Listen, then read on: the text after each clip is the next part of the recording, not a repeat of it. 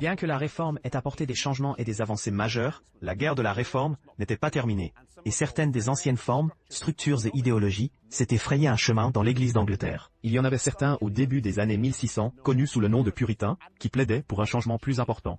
Mais ils n'étaient pas les bienvenus. La dissidence par rapport à la position officielle de l'Église n'était pas autorisée. Les autres groupes religieux n'étaient pas autorisés à se réunir et la présence était obligatoire. Les puritains ont souffert de persécutions, amenant certains d'entre eux à estimer qu'ils devaient quitter l'Angleterre, car ce n'était plus un endroit habitable.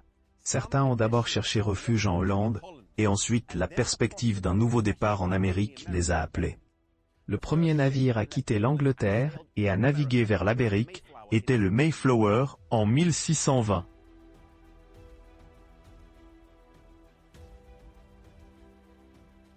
C'est un désir de liberté religieuse qui a poussé ces premiers pèlerins à braver les mers agitées et un voyage incertain et périlleux vers le Nouveau Monde.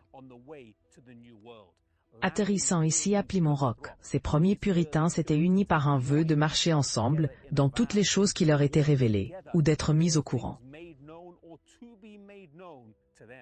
L'un de leurs pasteurs, Jean Robinson, les a célèbrement exhortés à ne pas le suivre plus loin que lui-même ne suivait le Christ, et les a encouragés à chercher une nouvelle lumière dans leur expérience religieuse également. Ces premiers pèlerins ne sont pas venus ici pour la prospérité, pour l'or dans les collines, ou pour acheter d'immenses étendues de terre. Ils sont venus ici à la recherche d'un endroit où ils pouvaient adorer Dieu selon les commandements de leur conscience plutôt que selon la loi du pays.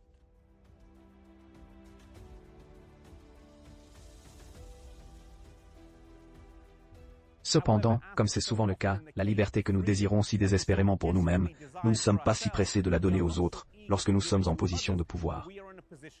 Et malheureusement, les pèlerins ont commis la même erreur dans la colonie. Dans la baie du Massachusetts, seuls les membres de l'Église pouvaient occuper un poste dans le gouvernement civil. Ainsi, le pouvoir séculier était entre les mains de l'Église, ce qui produisait inévitablement à la fois persécution et corruption.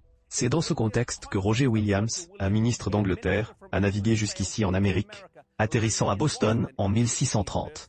Il s'est d'abord vu offrir une église, mais l'a refusé au motif qu'il s'agissait d'une église non séparée.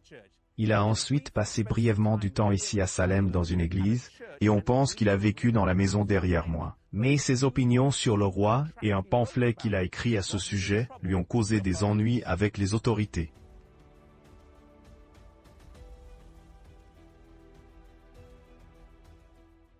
Accusé de propager des opinions divisives, il a été condamné pour sédition et hérésie et a été ordonné d'être banni.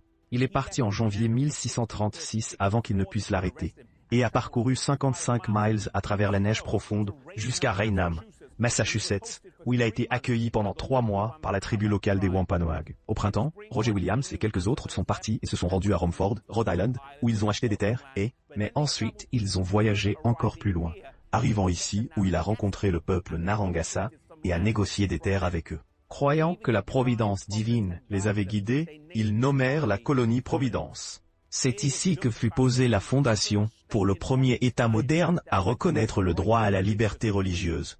Cette petite colonie est devenue un refuge pour les persécutés, et elle reposait sur le principe de la séparation de l'Église et de l'État.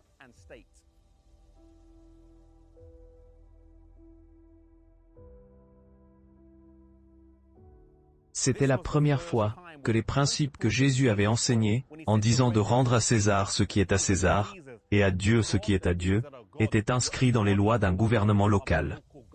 Mais la vérité vient rarement sans coût, et Roger Williams et ses associés ont sacrifié beaucoup durant les premières années de cette colonie.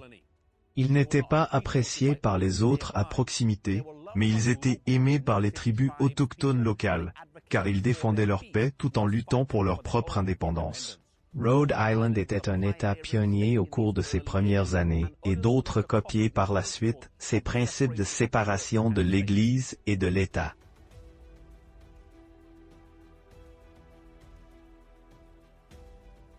Ces idées allaient grandir et s'établir dans l'esprit des gens, jusqu'à ce que les fondateurs les inscrivent dans la Déclaration d'indépendance, déclarant que tous les hommes sont créés égaux, et qu'ils sont dotés par leur Créateur de certains droits inaliénables, des droits qui viennent de Dieu et que personne d'autre ne devrait pouvoir retirer ou restreindre.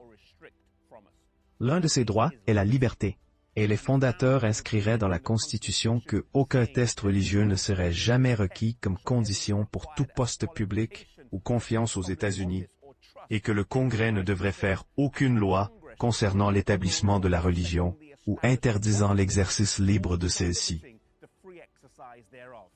Pouvons-nous lutter pour préserver ces principes et libertés ou les établir selon l'endroit où nous pouvons vivre?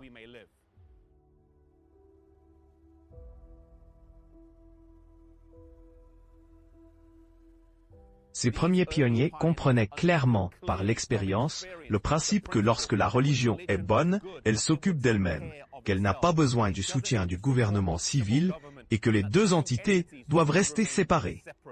Ce principe, plus que tout autre, est ce qui a rendu l'Amérique grande et différente des autres nations.